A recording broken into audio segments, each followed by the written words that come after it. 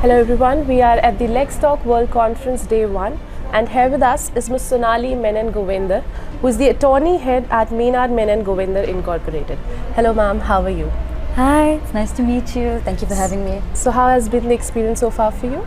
So far it's been highly informative. It's my first time here, so I've been taking down loads of notes and it's been great to network and find that there's certainly a collaboration in the works here.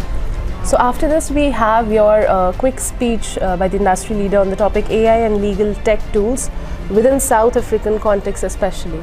So would you like to throw some limelight upon the topic? Any particular highlight from the topic? Sure, so I will amplify on this a little bit later, but what you'll find is that I have a deep passion in finding new initiatives, new tools to help us in the firm, more specifically because this is a family-based firm where growing up there was always no time to spend with my family because there was long working hours, the constant need to find more help, more resources, and in doing so I looked at our South African terrain within my family unit and within the nation at large and found that we can certainly find ways to use legal tech tools to improve quality time with the family at home, speed up time at work so that you can get home and have that flexibility, and then also work together whether you're older or younger and find this mishmash of ideas to come together to expedite timelines and streamline workflow. Great ma'am. Would you also like to walk us through the challenges that your father especially faced, Mr. Menon Govender, as he struggled in a post-apartheid era to develop a small legal practice firm into the most reputable one in the South Africa region? Thank you. So, of course, growing up, my dad had a very different background to me. For him, it was much harder financially, and he could only start the law firm at the age of 40 years old because he didn't actually have any money to complete a law degree in South Africa.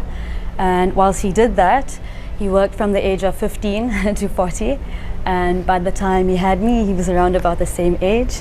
One of the reasons is because we come from an apartheid era prior to our post-apartheid era, which meant that there were a large set of historically advantaged firms, but if you were a person of color or a firm trying to register as a firm of color, you were not provided with the same opportunities. So he faced these kind of hardships because of our socio-political and economic terrain. And that is why we moved over into really trying to insource as opposed to outsource, so that we could find ideas between the people that were willing to work with us. And then when we found that there were people to work with us, we then created a way to work together and overcome the pre-existing barriers which previously set us aside and pushed us apart from having the opportunities that the historically advantaged firms did have. It's really inspiring to hear your dad's journey and how you are now helping him with his mission. So you also have a panel discussion tomorrow on the topic, the most popular one, I must say, the legal tech revolution.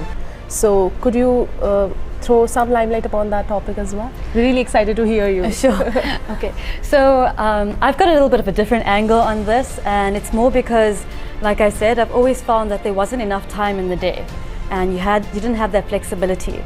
One of the reasons is that there's quite a few tasks that I notice in the office is generally repeated and it can be automated. So we found that through using AI or machines, they could find automated tasks that could free up staff and then create flexibility and time for them to focus on processes in the firm that required a higher cognitive ability. So when you do that, staff can think more, they can find more solutions, and then what AI and legal tech tools serve to do is take away the time that is taking up to complete automated tasks and free up our time to find greater solutions that require more thinking, more processing, which perhaps an automated system can't do, but then we have more time to focus on that. So when we do that, we find that staff come together, they take on more of an interest in the firm and the firm's identity and mission statement, and then we find that we have this cohesion between the director, my father, what his goal is, and then we also have staff which start to understand that goal because we have a digital platform for them to be heard. So that's what we serve to do in the firm, and one of the reasons we do that is because our country has this great disparity between opportunities.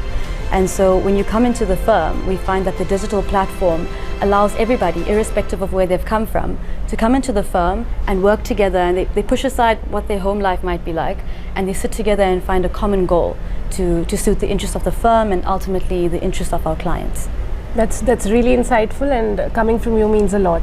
Thank you so much, and I'm sure all our viewers are also excited to hear you tomorrow. Yeah. It's a pleasure. Thank you for having me. Thank you for having me.